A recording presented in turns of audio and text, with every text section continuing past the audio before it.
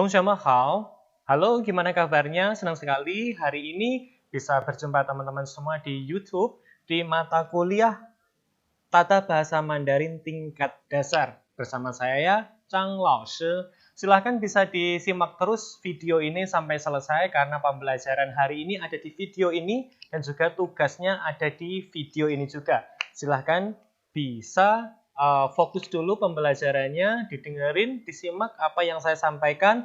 Lalu jangan lupa sebagai presensi untuk absen, selain mengisi di OJW, jangan lupa juga komen dengan format nama, NIM, dan juga pertanyaan jika ada. Sekali lagi, yang wajib itu adalah nama dan NIM ditambah pertanyaan jika ada. Silahkan bisa ditulis di komen. Ingat, kalau misal nanti di komen belum ada nama saudara, di OJW nanti akan otomatis akan berubah menjadi alfa. Ya, sekali lagi jangan lupa presensi selain di OJW juga ada di komen di bawah ini. Sekali lagi formatnya nama, NIM, dan pertanyaan jika ada. Senang sekali hari ini bisa belajar mengenai tata bahasa tingkat dasar yang pertama. Hari ini kita akan belajar tata bahasa itu apa sih? Kenapa sih kita harus belajar tata bahasa? Dan kita akan belajar mengenai pengertian kata. Oke, dari yang paling kecil dulu. Oke, ini nggak bisa dipungkiri, menurut banyak orang, IVA atau bahasa Indonesianya itu adalah tata bahasa.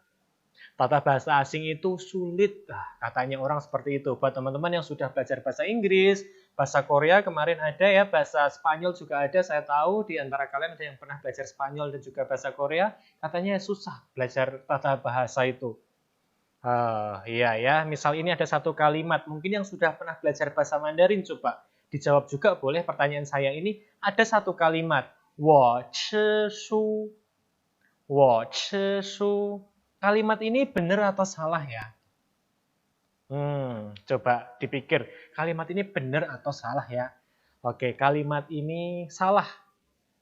Kalimat ini salah. Baik sebagai apa ya? Kurang satuan ya, jadi kurang baik. 我吃一本书 bisa, tetapi 吃 di sini makan, saya makan buku. Mungkin sebagai tata bahasa mungkin benar, tetapi secara logika ya salah. Kenapa? Masa orang makan buku? Nah, kalau misal ditanyain ke seseorang yang belum pernah belajar Mandarin, belum pernah belajar tata bahasa Mandarin, kok kalimat ini salah sih? Ya dia jawab paling cuma kalimat ini salah.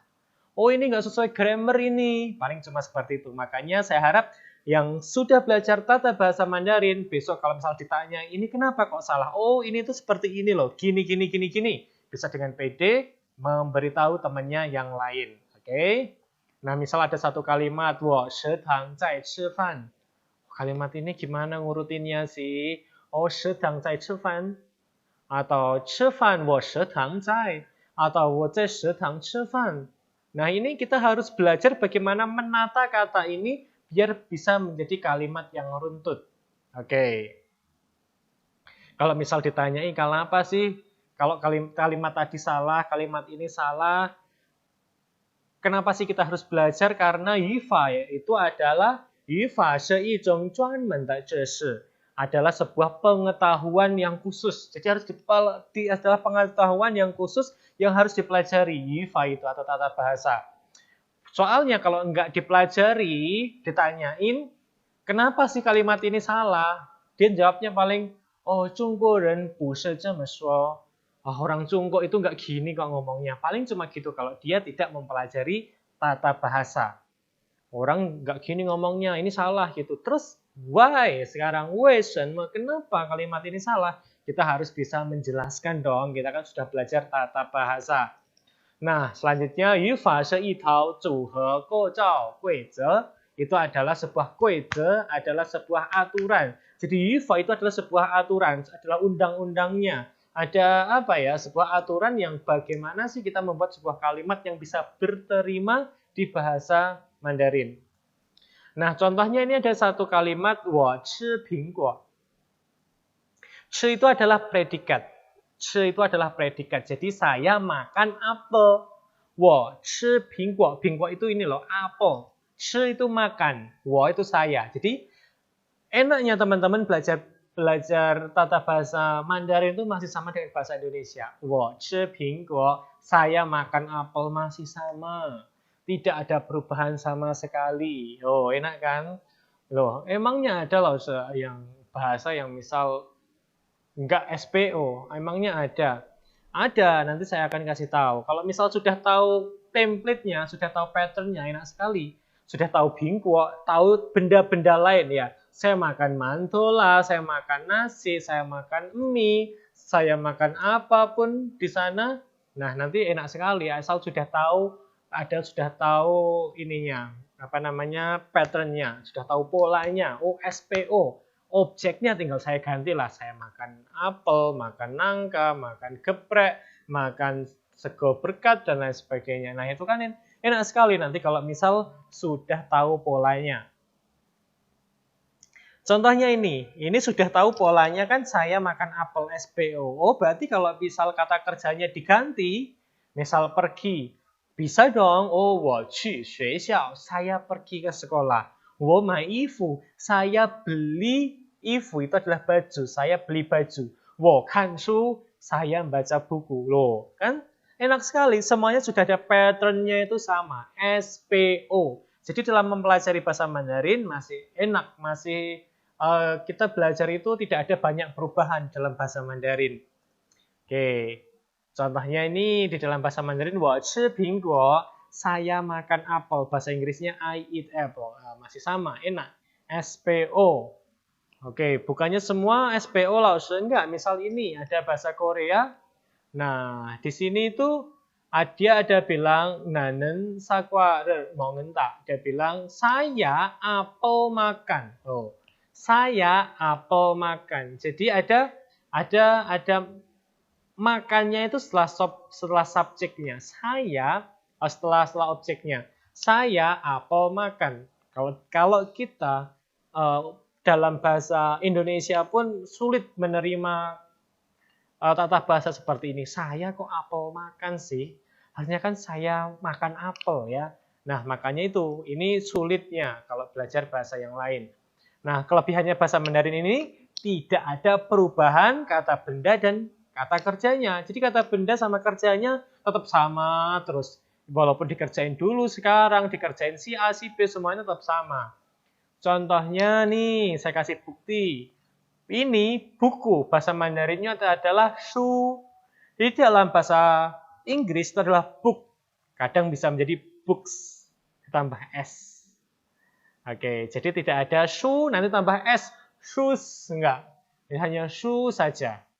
Jadi tidak ada perubahan kata di sana. Misal ini ada laki-laki, itu adalah nanren. Nanren bacanya nanren. Nah, dalam bahasa Mandarin ada man sama men. Nah, tulisannya man sama men. Nah, tulisannya sudah beda. Walaupun cara bacanya hampir-hampir sama. Tetapi dalam bahasa Mandarin masih sama ini. Nggak ada nanren, nendren, nonren, nggak ada. Semuanya sama. Nanren itu adalah laki-laki, tidak ada perubahan di sana. Lalu kalau dipengaruhi oleh waktu, bahasa Inggris juga ada look sama looking. Nah, ini bahasa Mandarin itu melihat itu adalah kan. Kita tidak perlu kan atau cunning, nggak perlu. Jadi cukup kan saja. Walaupun dilihat kemarin, dilihat besok, dilihat sekarang, semua tetap kan. Lanjut ya. Nah, ini ada beberapa bahasa Indonesia, Mandarin dan juga Inggris. Ada aku cinta dia. Bahasa Mandarinnya 我爱他, 我爱他. Oke. Kalau kita ke bahasa Inggris coba, I love him. I love him. Coba kalau kita tuker. Jadi dia cinta aku. Tadi kan aku cinta dia. Sekarang bahasa Indonesia, dia cinta aku masih sama. Bahasa Mandarinnya 我爱他 masih tetap 他爱我 masih sama. Lalu ada tadi saya cinta dia kan I love him. Nah, jadi he love me.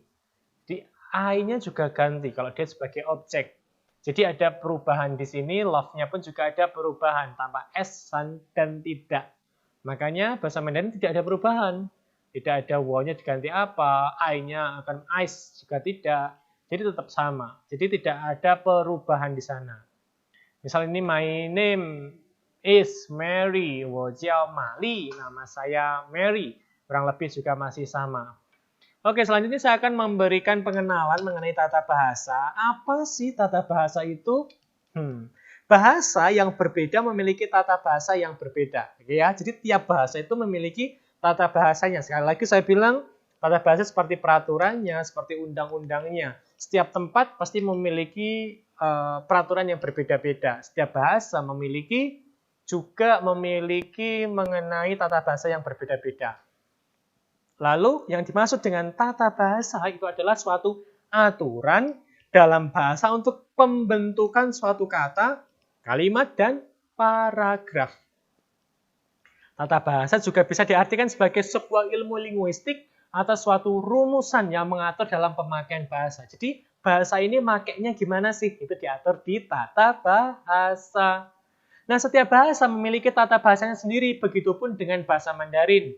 Contohnya berikut. 我不读书, 书我不读, 我书不读. Nah, ini kalimat ini cuma hanya 4 hanzi, 4 aksara han. Cuma ada wo, ada pu, ada tu, sama ada shu. Tapi kalau misal kalimat-kalimat ini kita bentuk dengan berbeda-beda urutannya, akan memiliki makna yang berbeda. Makanya kita harus belajar bagaimana cara membentuk kalimat ini sebagai sesuatu yang benar, baik, berterima. Ini seperti kita membangun sebuah rumah, batanya kita atur sedemikian rupa agar rumahnya itu bisa berdiri kokoh dan juga ya benar, disusun dengan benar. Begitupun juga tata bahasa. Balok-balok ini adalah kata-kata yang kita susun agar dia menjadi sebuah tembok yang kuat, agar tembok yang benar dan berterima. Lalu, kita akan belajar yang pertama dulu, kita nggak akan belajar mengenai aturan-aturan, kita akan belajar jenis kata dulu. Dalam sistem tata bahasa kita mengenal jenis kata. Dan jenis kata adalah golongan kata dalam suatu bahasa berdasarkan kategori bentuk, fungsi, dan makna dalam suatu sistem tata bahasa. Dengan begitu kita bisa menyusun kalimat yang baik dan benar berdasarkan pola tata bahasa yang berlaku. Jadi kita harus tahu, dia itu kata apa sih? Terus pakainya gimana sih? Dia itu kata benda. Kata benda harusnya gimana sih menggunakannya? Dia itu kata sifat, dia itu kata pelengkap, dan lain sebagainya. Maka dari itu kita harus tahu kata-kata itu sebelum kita membentuknya sebagai sebuah kalimat. Kalau kita mau bentuk sebuah dinding, kita harus tahu bata itu bata kuat nggak sih? Bata yang seperti apa sih? Dia harusnya di samping, kiri, kanan, atas, bawah, miring, berdiri, vertikal, horizontal, dan lain sebagainya. Dilapisi apa sih biar lebih kuat lagi? Kita harus tahu tiap batanya. Makanya kita harus mengenal tiap kata. Oke, kata itu hanya dibagi menjadi 2. Kata dibagi menjadi 2. Satu adalah shizi, satu adalah xuzi. Sekali lagi, shizi atau xuzi. Yang sebelah kiri itu shizi, itu adalah benda yang konkret, benda yang kelihatan mata. Lalu yang sebelah kanan itu adalah xuzi, itu adalah kata abstrak, nggak kelihatan oleh mata. Contohnya di dalam bahasa Indonesia seperti apa, Laoshi? Oke, xuzi atau kata yang konkret itu misalnya gunung, sepeda, sekolah, laoshi, meja, dan lain sebagainya yang kelihatan mata. Tetapi shizi atau kata yang konkret, yang kata yang abstrak, itu nggak kelihatan. Contoh di dalam bahasa Indonesia dan. Dan itu gambarnya kayak apa? Pernah lihatkah teman-teman dan itu apa? Enggak kan? Misal, apa ya? Selalu. Nah, selalu itu apa sih? Kayak apa sih? Misal apa? Bahagia. Bahagia itu kayak apa sih? Emang kelihatan. Kalau kelihatan warnanya apa? Nah, kan nggak kelihatan. Makanya itu disebut shizi atau kata abstrak. sebenarnya hanya dibagi itu. Sekali lagi, shizi kata yang konkret, xuzi kata abstrak. Oke, selanjutnya saya ke Word yang saya bagi ke teman-teman, bisa diunduh di Spada juga ya.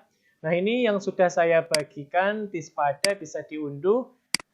Nah, di sini ada beberapa kata shizi, satu adalah mingzi atau kata benda.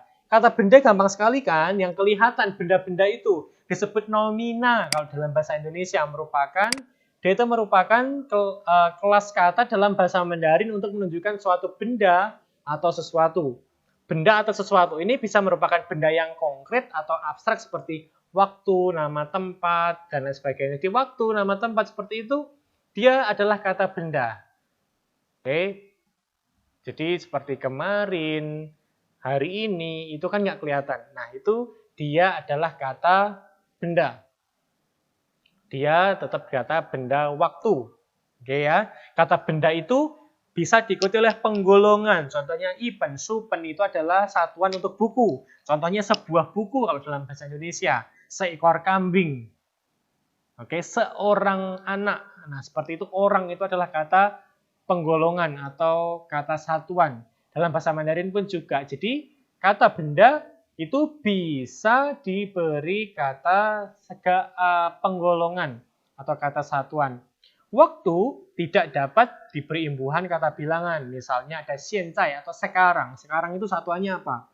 Sebuah sekarang. Kan enggak? Sekarang itu tidak ada satuannya. Nah, dalam bahasa Mandarin kata benda dan nomina masih dibagi menjadi beberapa bagian. Ini nggak perlu dipelajari, hanya sebagai pengetahuan saja. Selanjutnya, ini adalah belajar kata kerja. Oke, kata kerja itu yang bisa dikerjakan manusia. Contohnya kalau dalam bahasa Indonesia itu ada membaca, menulis, berbicara. Nah, seperti itu ada ada xuexi. Nah, selanjutnya ada kata sifat. Kata sifat itu adalah kata apa? Adjektiva. Adjektif atau yang kita bisa sebut sebagai kata sifat adalah kata yang menerangkan nominasi kata benda tadi. Secara umum dapat bergabung dengan kata lebih dan sangat atau tingkatan. Bisa ta, xiao, duo, shao, dan lain sebagainya. Oke ya. Jadi kalau misal kata sifat bisa ditambah dengan kata sangat. Misal cantik, sangat cantik, mahal, sangat mahal. Susah, sangat susah. Happy, ya sangat happy. Dan seperti itu, bisa ditambah kata sangat. Itu berarti kata sifat. Lalu, selanjutnya ini adalah zhuangtai zi. Pada buku-buku pelajaran Hanyu biasanya kata deskriptif itu dikategorikan sebagai kata sifat. Namun, digunakan kedua jenis kata ini dalam sebuah kalimat memiliki sifat yang berbeda. Ini tidak perlu dipelajari, hanya sebagai pengetahuan saja. Lalu ini juga kata pembeda itu juga. Ini sebagai pengetahuan saja, dibedakan. Membedakan sesuatu dan membaginya pada golongan. Ada nan, ada ni, perempuan, ada laki-laki, ada shuzi atau kata bilangan. Nah ya, kata bilangan kan gampang. Tinggal 1 sampai tak terhingga. 1, 2, 3, 4, 5 sampai tak terhingga adalah shuzi, kata bilangan. Ada liangzi atau kata penggolongan tadi adalah satuan. Dalam bahasa Mandarin, untuk memperjelas suatu benda, pergerakan atau waktu biasanya diberi kata bilangan atau imbuhan atau penggolongan. Bahasa Mandarin memiliki kata penggolongan yang sangat amat banyak. Contohnya ada i pensu, sebuah buku, ugeren, 5 orang, liu tian, 6 hari, dan lain-lain. Oke, taizi atau kata ganti orang. Ada wo, ni, ta, dan sebagainya, itu kata ganti ya. Saya, kamu, dia, Anda, dan lain sebagainya. Lalu ini ada kata shizi atau kata yang tidak terlihat ya. Contohnya ada kata keterangan atau fuzi. Kata keterangan ini juga disebut adverbia. Dalam bahasa Indonesia adalah kata yang memberikan keterangan pada verba. Adjektiva, nomina, predikatif atau kalimat misalnya hen, ta, sangat dan besar. Itu adalah kata keterangan untuk menerangkan. Untuk menerangkan seperti apa sih tingkatannya kata sifat tersebut. Lalu preposisi atau jiezi. Dalam bahasa Mandarin ada beberapa kata yang tidak dapat berdiri sendiri. Juga tidak dapat menjadi suatu kalimat. Biasanya menggunakan waktu, tempat, cara, pasangan digabungkan. Kata seperti ini disebut preposisi. Kata yang biasa terdapat di depan nomina. Contohnya cai, itu dalam bahasa Indonesia adalah di. Toi, terhadap. Jong, dari. Tao, itu adalah sampai, dan lain-lain. Jadi kalimat-kalimat ini tidak bisa berdiri sendiri. Kan tidak bisa satu kalimat cuma ada ngomong di gitu saja. Atau dari, atau terhadap, atau sampai. Oke, jadi tidak bisa berdiri sendiri sebagai kalimat preposisi. Karena dia adalah menggabungkan dari kata-kata yang lainnya. Kata tempat, kata waktu, dan lainnya. Lalu ada lianzi atau kata hubung atau konjungsi. Kata atau ungkapan penghubung antar kata, ini menghubungkan antar kata, antar frasa, antar kalusa, dan juga antar kalimat. Contohnya inwe soi. Karena, maka. Nah, seperti itu. Ada cuze, kata bantu. Banyak sekali kata bantu, salah satunya adalah te ini. Nanti wote papa, ini adalah kata bantu dia. Lalu ada yujize adalah ne, pa, seperti ini adalah menghubungkan penegasan. Hanya sebagai pas ngomong ditambah saja. Lalu ada tanzi, interaksi atau kata seru. Kata yang mengungkapkan seruan perasaan. Ada oh, wah, seperti adalah kata seru. Ada tanzi atau nishengzi atau onomatope. Dia adalah kata tiruan bunyi, misalnya tong tong, kaca, dan lain sebagainya. Itu kurang lebih sebuah pengertian mengenai kata. Silahkan bisa dipelajari lagi. Lalu ini ada tugasnya. Kelompokkanlah jenis kata-kata apa saja sih yang ada pada buku Hanyigoi Sujang atau buku berbicara kita. Buku yang warna ungu itu buat berbicara. Percakapan bahasa Mandarin sehari-hari pemula 1 itu bab 1 sampai 3 beserta contohnya masing-masing 3. Oke, nggak usah masing-masing 3 ya. Semuanya aja bab 1 sampai 3. Saya ganti di sini. Jadi jangan sampai 1 sampai 3, jangan masing-masing 3. Cari aja di sana ada apa. Pelajari tulisan hanzanya beserta arti. Oke, beserta artinya silakan. Diketik boleh atau silahkan bisa ditulis tangan juga boleh. Silahkan kalau misal punya laptop boleh diketik ya, boleh diketik. Oke. Jadi seperti apa sih Lause belum paham? Oke, saya bukakan di sini. Saya bukakan ya di shengzi-nya. Jadi teman-teman bisa lihat shengzi di sini atau new word-nya, daftar tabel kosakatanya. Daftar kosakata di sini ada 1 sampai 19.